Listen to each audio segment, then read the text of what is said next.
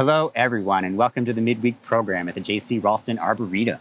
My name is Blake, and I'm the Education Assistant here at the Arboretum, and today we are in the Contemplation Garden, because 2 months ago, this was just a weedy nothing part of the garden that nobody ever went to. But since our horticulture interns for the summer have been here, they have completely transformed this space, pulled out a bunch of old plants, put in a bunch of new ones, and built some lovely paths. And our program for you today on the Midweek Program, we've got our interns taking over the Midweek Program. We've got each and every one of them is here with us.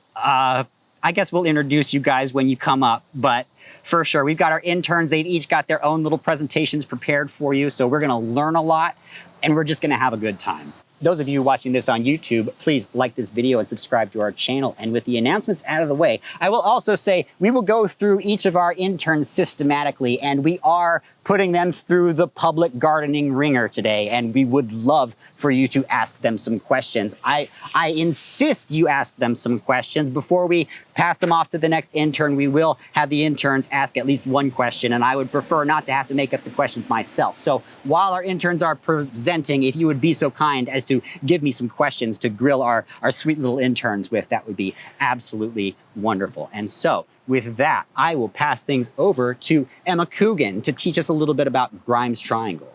Hi everyone, I'm Emma Coogan. I'm a graduate student at NC State University, and I'm studying a specific type of planting design. And I just finished my first semester. This is kind of tying into some of the things that I've been learning. So I wanted to talk about gardening with grime and using plant survival strategies in the home landscape. So when we picture a thriving garden, it's easy to think of rich soil, steady moisture, and gentle care. But nature often does its best work when things aren't so comfortable. Stress and disturbance, counterintuitively, can be key drivers of plant diversity. This is where Grimes Triangle comes in.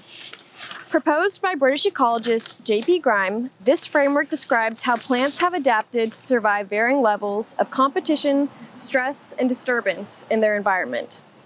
Competition means that neighboring plants are all vying for the same resources like light, water, or nutrients. Stress includes environmental challenges that limit a plant's ability to grow, like drought, poor soils, or extreme temperatures. Disturbance is any event that partially or completely removes plant material. Think grazing, mowing, foot traffic, or storms. By understanding which combination of these factors a plant can tolerate or exploit, gardeners can make better decisions about what to plant where and how to manage it over time. So understanding the three main plant strategies. For research purposes, these strategies are classified with detailed measurements. But thanks to Dr. Jared Barnes, whose work has helped translate this for practical horticulture, we can look at visible traits and life cycles to place plants roughly within Grimes Triangle. So our competitors thrive in low stress and low disturbance. You can see that they have vigorous growth and the ability to spread out and shade their neighbors. These plants excel when resources are abundant and stable. They tend to take up the majority of space in a mature garden. They grow tall and wide, forming big clumps that dominate space and light. Secondly, we have our stress tolerators. They thrive in high stress and low disturbance. They have tough adaptations to harsh conditions. Think deep roots, smaller succulent leaves, or underground storage organs. They behave as slow growing, and they often take years to flower from seed. They're built to endure poor soils or drought, but not rapid competition. Third, we have rudderals, and they thrive in low stress and high disturbance. They are fast-growing annuals or biennials that quickly germinate, flower, and reseed after disruption. They pop up in open spaces, colonize bare soil, and self-sow freely. It is uncommon that a plant will fall neatly into a single category. Most plants fall somewhere between the extremes, blending these strategies in varying proportions, much like the soil texture triangle, which comprises of clay, silt, and sand. Here are some examples of each strategies to help you visualize. So here we have our competitors, examples being Solidago. They have the ability to clump and spread aggressively. So if you look at their root structure, they've got their rhizomes that allow them to spread around and clump, and they will take over your garden if you let them. So they're big competitors. Next we have our Monarda or bee balm. And they also have these rhizomes that allow them to clump and spread aggressively. And they are known for being resistant to pests and diseases. So well, actually, never mind, that was the next one. But they also do spread rhizomatically and they'll clump. And lastly, we have for our competitors, we have mountain mint. So this is also a big competitor, which is resistant to pests and diseases because they have a strong pungent smell that keeps pests away from attacking this plant. And they will also spread and clump. Next we have our stress tolerators. So your Baptisia or blue indigo or false indigo has this taproot that will stretch down and reach the water table, allowing it to get water and other nutrients that some plants will not be able to absorb. And then we have I'm gonna put my gloves on real quick. We have the Apuntia, which it doesn't look like there's any spines on it right now, but it will get you. So this prickly pear cactus has these large modified stems that act as storage for water and other energy. I think primarily water though, because our tubers are the reservoir for food and energy, but I do not have an example for a tuberous plant. But for your stress tolerators, you're thinking storage organs. So this is gonna store water and help it get through periods of drought. For our rudderals, these plants flower prolifically and seed prolifically, and they are not long lasting typically. So we have our penstemon here, which as you can see is already starting to set seed. And I was talking to Tim earlier and he said that he doesn't know what this kind is because it had self-seeded itself in the garden in a place that it was not originally planted. So that tells you, as well as this Gaillardia, which he said that he had planted in one spot and has ended up all throughout the garden. This is a purple center variety with white petals, which is very pretty. And then we have one example that is neutral and uses all three different types as their plant survival strategy. So as you can see, you have your large tuber here that helps it spread, and it's also a storage organ, so that helps it be a stress tolerator. So it's competitive, stress tolerator, and it also produces lots of flowers and seeds, making it also a ruderal.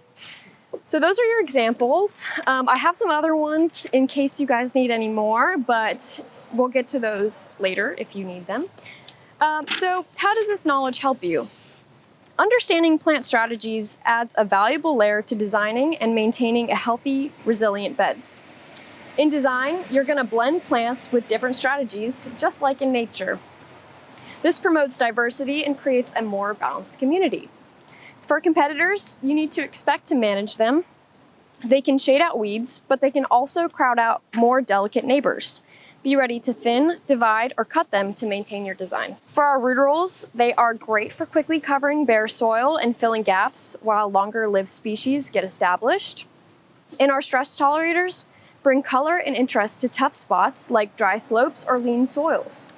They thrive where others struggle and keep your garden from becoming too uniform.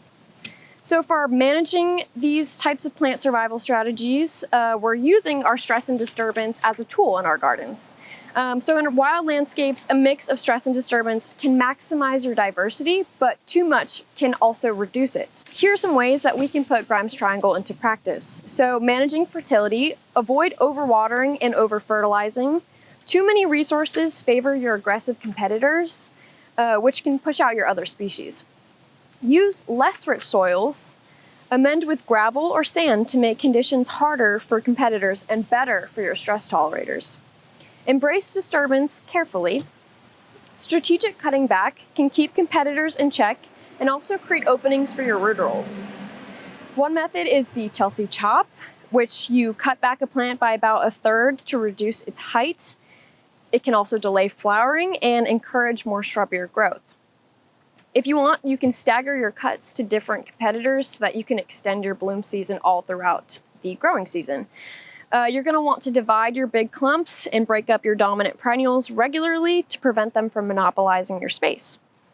By experimenting with stress and disturbance, you can shape plant communities that better mimic natural ecosystems, beautiful, resilient, and self-sustaining. To conclude, Grimes Triangle is a powerful lens for seeing your garden as more than just a collection of plants.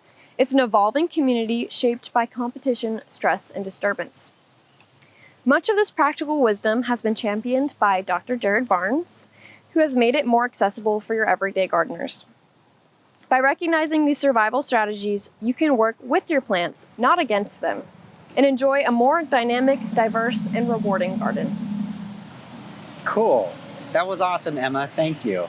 So I will say that no questions came in, so if I may just take a moment to express my extreme disappointment in our live audience. But just a moment, because I did come up with a question of my own. Okay. So let's say you're at a garden center and you found a shrub that's very beautiful. Let's just say it's a rhododendron, whatever. It's in bloom right now. All you have is a name, really. Right. How do you figure out where this plant falls on the triangle? So if you look at its life cycle, as well as some maybe storage organs that are exhibited on the plant, it's hard to tell unless you can kind of look at the roots of things. Sure. It's more of you would see the name of the plant, do your research on what its different organs are looking like, and kind of figuring out how it behaves in your garden. And from there, you can kind of figure out where it will fall in the triangle. As I had mentioned, it is not necessarily like a one and done kind of thing. Sure, yeah. These are some really extreme examples of what would be your competitors, stress tolerators, and root rolls. But something like a rhododendron, it could be a mix of any of the three. Okay. Just depending on what. Speaking of mixes of the three, that one that you held that was a good example of that. Someone was asking what plant that was. This is Orangium. Okay. So its common name is sea holly. This might be Orangium yuccifolium, but I cannot be certain. It's a great plant for your naturalistic communities because, as I had mentioned, it exhibits all three different plant survival strategies. And it's a really good staple in any naturalistic garden, as the seed heads will last a decent amount of time. No doubt. It's a lot of wildlife benefit in one plant. Absolutely. That's for sure. Okay, Jeanette says that she needs gloves like yours, and she wants to know where you got yours. I actually think I got this. I think it's called Atlantic Gardening Center. Yes, because I wanted my red and white to represent NC State. So go Pack. Go Pack. Okay. And one final question for you. Vivian says that she finds it exhausting to weed out bee balm and mountain mint, and she wants to know when the best time to do it is. So you can do it after flowering, especially with Monarda. If you want a second flush too, you can chop them to the ground after they're done flowering. Also, you're going to have to do a lot of pulling up, a lot of dividing. That's the thing with your competitors, is they are going to compete. They're going to take out some of your less competitive plants. So if you don't want them to take over, it's going to be a lot of pulling up. It's going to be a lot of taking out. Otherwise, plant all competitors and just see what happens. Great. Awesome. Well, thank you so much, Emma. So next up, we have Emily Sierra-Uriostegui. And Emily, what are you going to be talking about today? Okay, so I'm going to talk about how plants defend themselves and the ability for them to survive. There's a lot of plants that deal with pest damage and live in under conditions where it's easy for them to they get stressed out, they don't get enough water, but plants naturally have features that help them to survive through those conditions. So a lot of plants have morphological mechanisms that allows them to adapt and survive in different ways.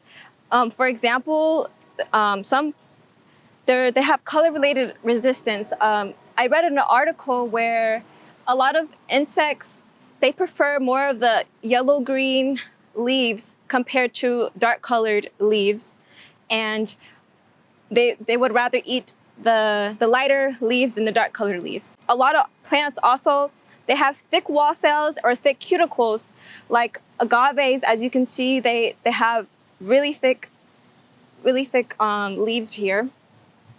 And wax surfaces, allows plants when insects try to land on a waxy surface, it's harder for them to grip on it because it's slippery in a way. Hairy leaves.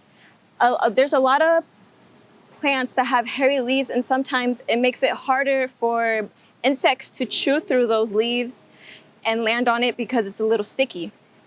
Leaf edges like hollies and agaves, where it's a little it's spiky, it makes it harder for insects to crawl through the plant.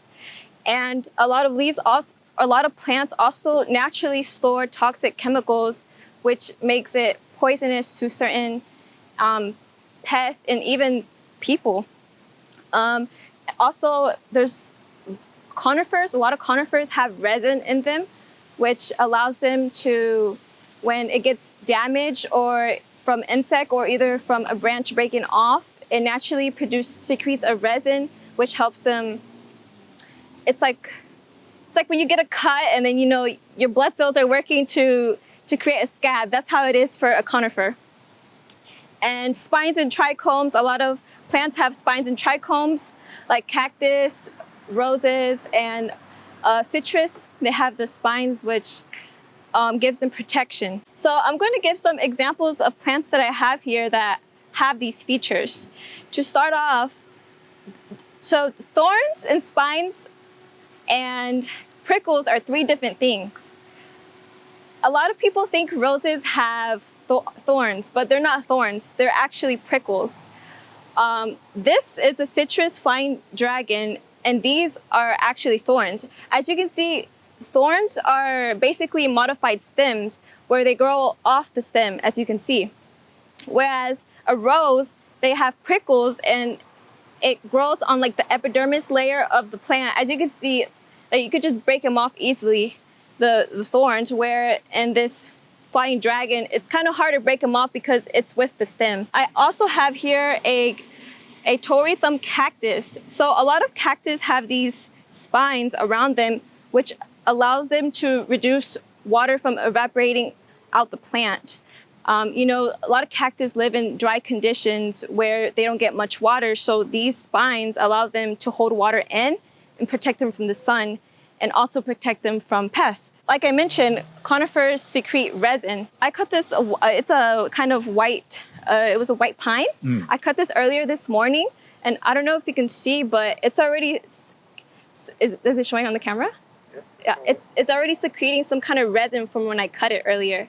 I noticed that this had resin like on the comb of the plant, as you can see. So this is one of the, I feel like this plant is more exciting. It's a unicorn plant, and the reason why this plant is so cool to me because it's so sticky that insects get stuck on it. And I don't know if you can see, but there's a lot of like black speckles on it, and those are actually just gnats getting stuck on it. That's why I'm wearing this glove, because it's so sticky. This is a unicorn plant that it's covered in fine hairs and produces like a sticky sap that makes it smell bad to insects. So they really don't find this like edible, like they don't want to eat it. And it's considered invasive in some states or in some countries like Australia.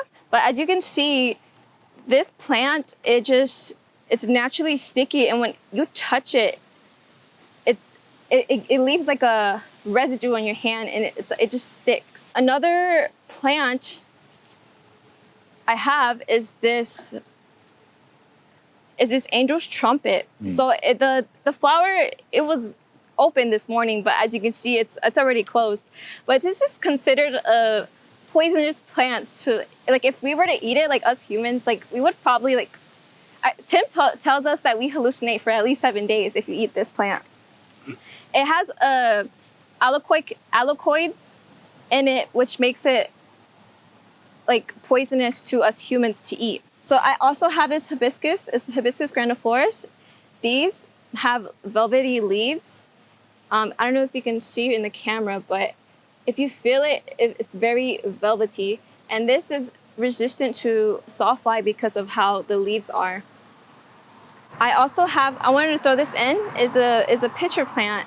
And what this has is they eat the insects. Once it goes in, it catches it and it eats it. So it's cool how it naturally it's able to defend itself by eating the insect. Yeah, so I wanted to mention a crinum. Crinum is a type of plant that it naturally is toxic. It holds certain alkaloids that make it poisonous, like makes it poisonous from their leaves to the bulb. So a lot of pests seem to like, they stay away from it because it's very toxic to them. And I also have a phlox. This is resistant to powdery mildew, and This one is just, it was certain genes in this plant allows them to become resistant to powdery mildew compared to other types of phlox. So this one is one of them. And yeah, that's all the plants I have. Okay, so Vivian is referencing the phlox that you showed. Mm-hmm. She's asking what gene is inserted into that phlox and is it native? So I tried to look up the gene. It was really hard to find what gene it was. It was a certain protein I know that I saw when I was researching it. Okay, well, cool. Thank you, Emily. Mm-hmm. That was wonderful. We do Thank you. appreciate you sharing with us. Alrighty, next up we have Morgan Benson. Okay, hi, I'm Morgan Benson. I'm currently studying at NC State for my degree in horticulture with a concentration in production and entrepreneurship. And today I wanted to be highlighting foliage in your garden that you can use for cut flower arrangements. I titled my presentations Strange Stems and Fabulous Foliage. So the first thing I wanted to talk about is when doing your cut flower arrangement or any kind of cut arrangement, you want to start with your foliage. And I feel like there's so much, common plants and shrubs that are used in many landscapes that aren't really highlighted to use in cut arrangements. Some that either you may not know does pretty well or you just never thought to use it. So when starting this today, I went this morning and cut some plants to use.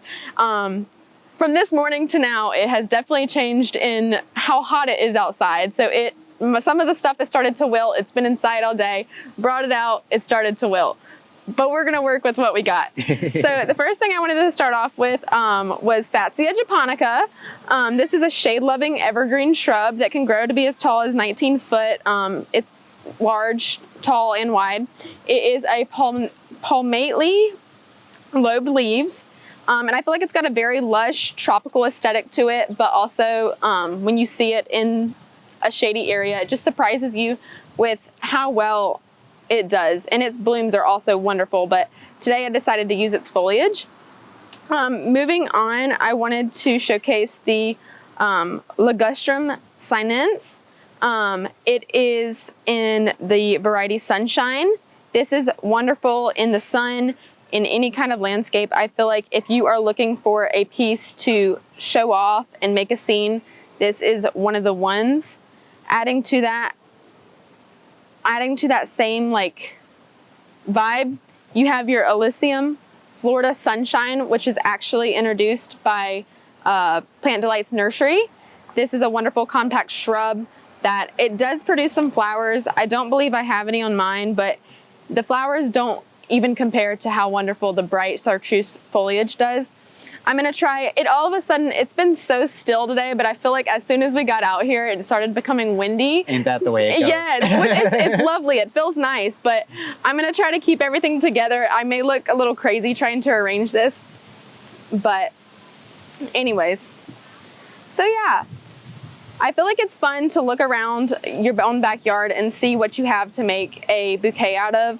Because not only are you, using what is given right to you, either something you place there in your own garden or, something that you moved into and have to deal with. I feel like that grabs a really good aspect. So another plant I decided to grab, which I actually have both the bloom and the stem of, is this Eucomis. It is wonderful. It's a bulb.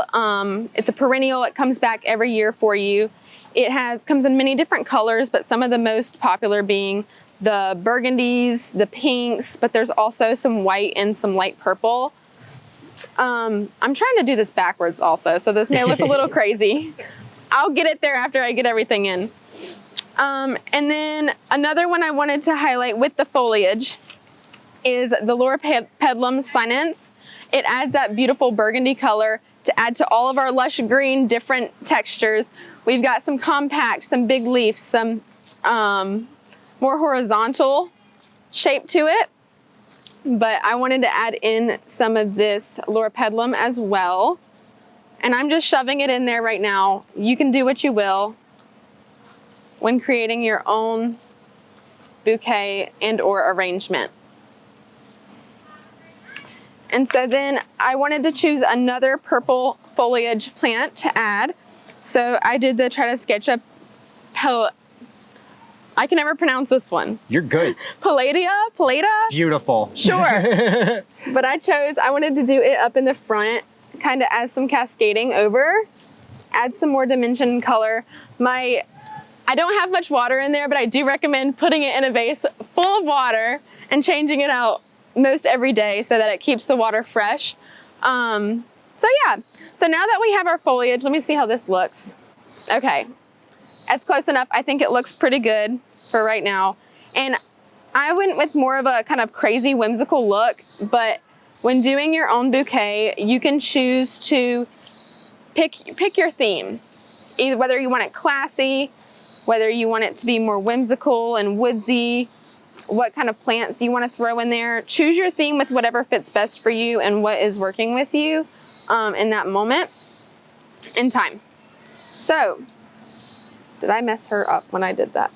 You can't mess up art. You can't mess up. It's art. Yep.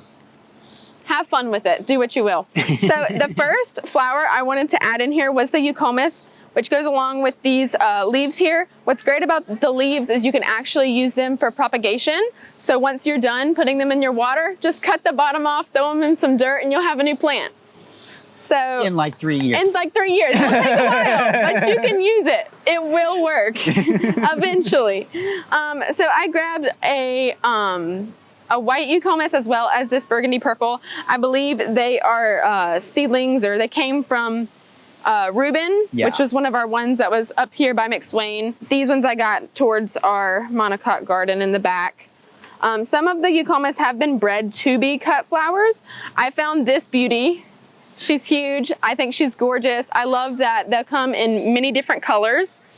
Another flower that I have actually discovered this past week that I didn't previously know about, so I learned something new, was crocosmia. We have this beautiful variety here. It is the George Davidson variety.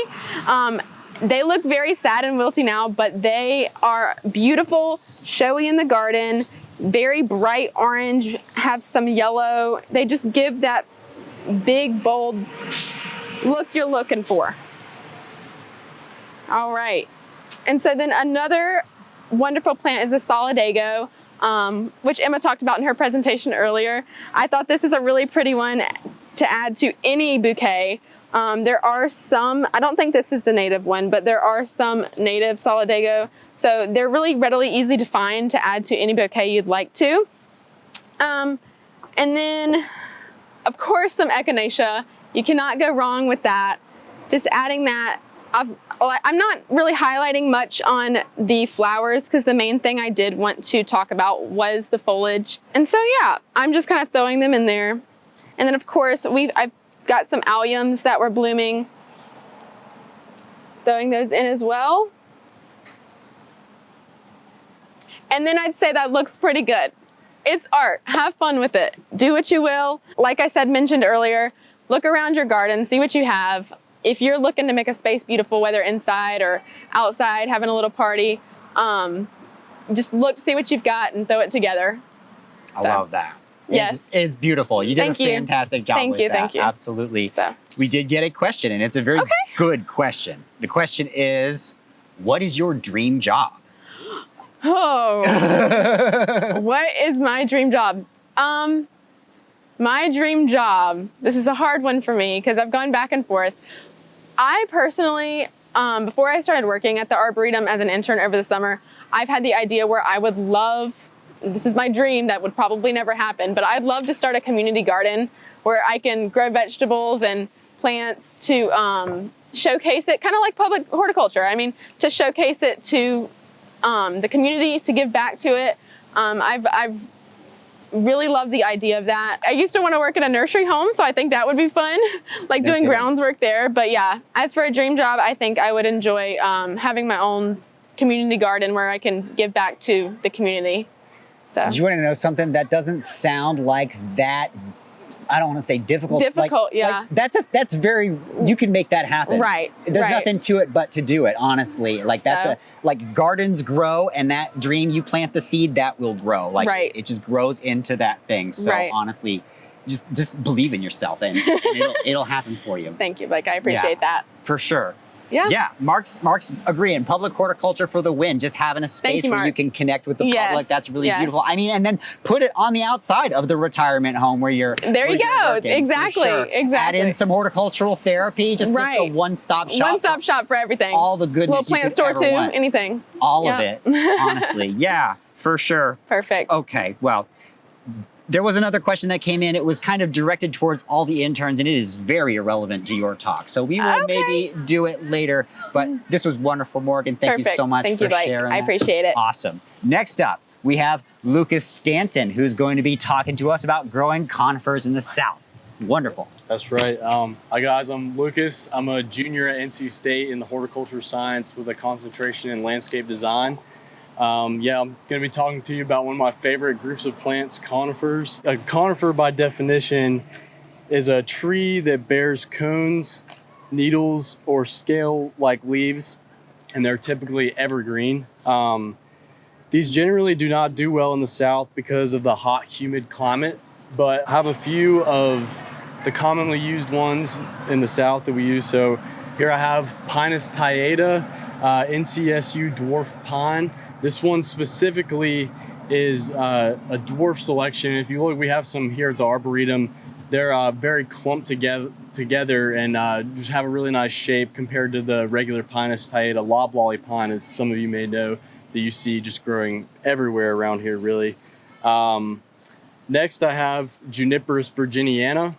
This is a eastern red cedar, native to North Carolina and Virginia, our northern neighbor. This specific cultivar is a more narrow shape, and it's really nice to have in your garden. In this time of the year, you have these little blue berries, and it just really adds to the color of the juniper. Speaking of junipers, you can also have variegation as well. This one is actually a ground cover. So conifers are very, very diverse in what you can do with them. I've seen people, there's cultivars that are ground covers. You can use them as specimen plantings. They're very diverse in their uses. Let's see, what else do I have? Another common. We have Thuya occidentalis. This is a arborvitae. Oftentimes you see these as foundation plantings in a lot of the new landscapes and homes that are getting built. They're very, very common. They're a nice cone shape and very, very useful in the garden. Now I'm going to switch, or actually I have Podocarpus as well. This is another one that is underused in my opinion, and also has a nice cone shape, but a little bit larger than the Thuya arborvitae. This one actually specifically, you can zoom in, it has variegations on it, as well as the juniper. So they're not only just straight green color, you can have some varying color in them as well. Now I'm going to switch to talking about ones that you can push into our zone rather than ones that we grow here naturally. This one is my personal favorite, Picea pungens. This specific cultivar is Picea pungens hoopsii. We have it here in the garden, but in order to grow something like this that's native to the Rocky Mountains of Colorado and the western part of the state or country, you need a cooler microclimate.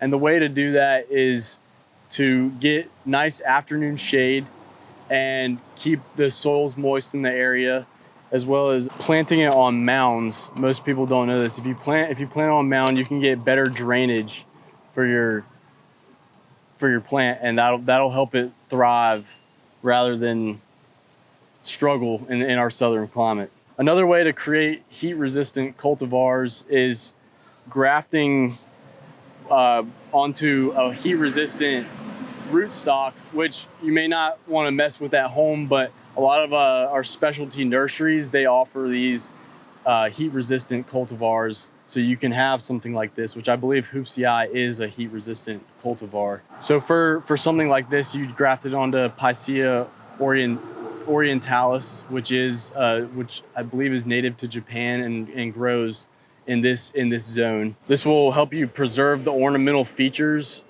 while also leaving it heat resistant.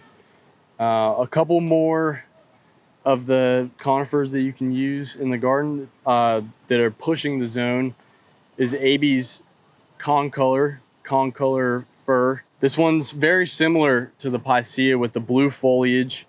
It's more of a weeping form in a way, because if you see how it dangles, so it gives it a nice weeping look in the garden. You may know Aby's from Christmas trees. If you live in North Carolina, our common Christmas tree is Aby's Fraser fir, which we grow here in the western part of our state.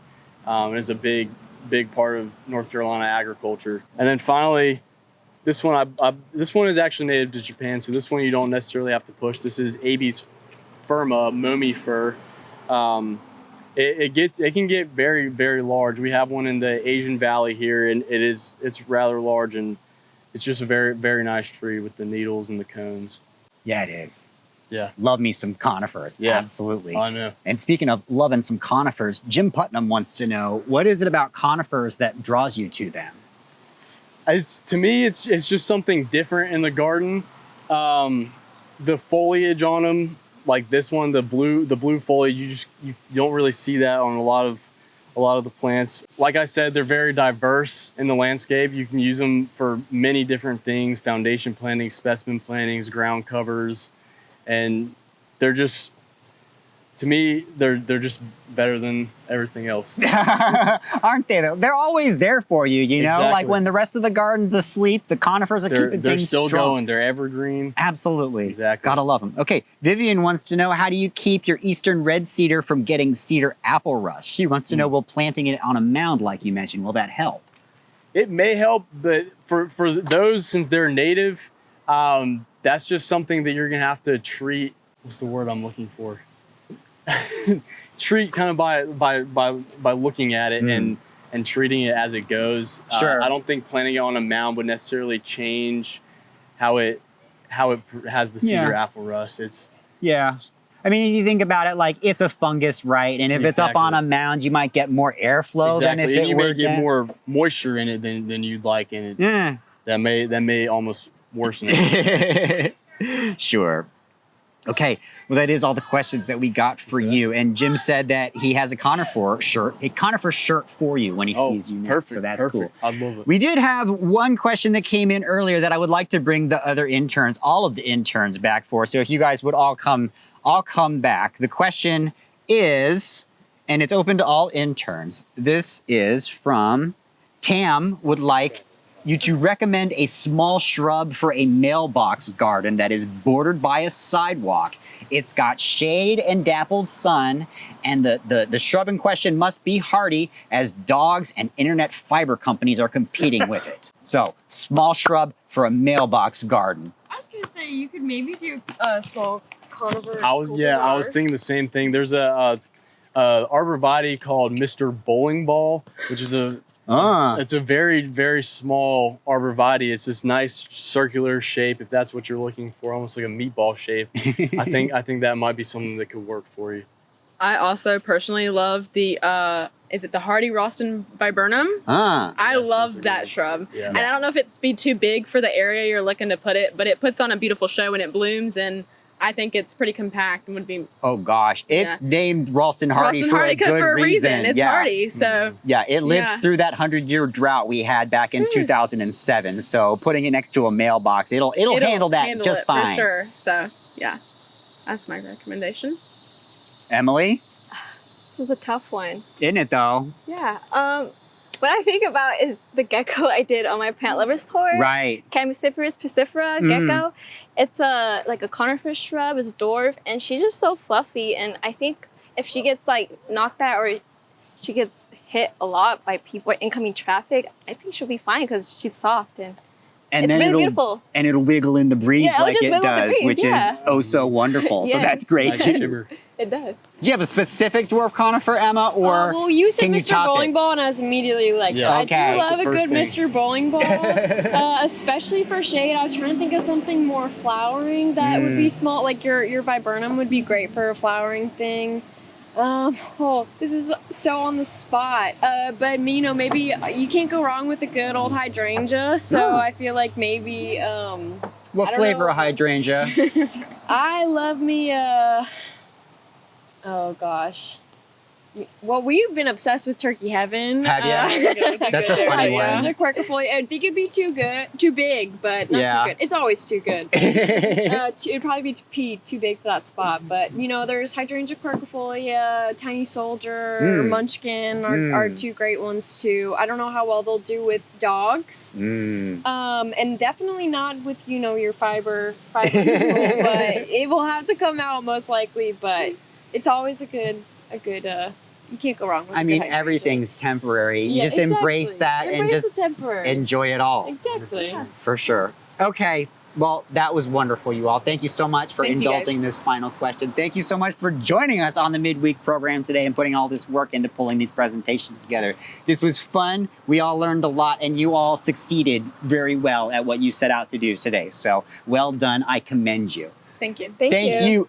Yeah, wonderful. And thank you everybody for joining us today and helping us support these interns as they begin their horticulture career. We will be back next Wednesday at 3 o'clock. We will be doing a program about our perennial border, which should be all kinds of wonderful. So we will see you all next time. Y'all take care. Was it actually Jim Putnam? It really was. It was Jim Putnam. It was legitimately Jim Putnam. I don't think. He was watching? Yeah. Legitimately, for real. I looked over at Morgan, and she was laughing. And I was like, When? "What?" When he asked, I looked over at you, and you're like, I was like, He said he's got a t-shirt because for they you. did that to me. They did that to me earlier because I'm a big HortTube fan, Okay. and they been said on that he 3 times. commented on our YouTube video. Okay. And he didn't actually. Right. And Well, then he did actually. That's He funny. did actually ask the question. That's this actually time. funny. That's funny. Jim Putnam, and he does have a t-shirt for you.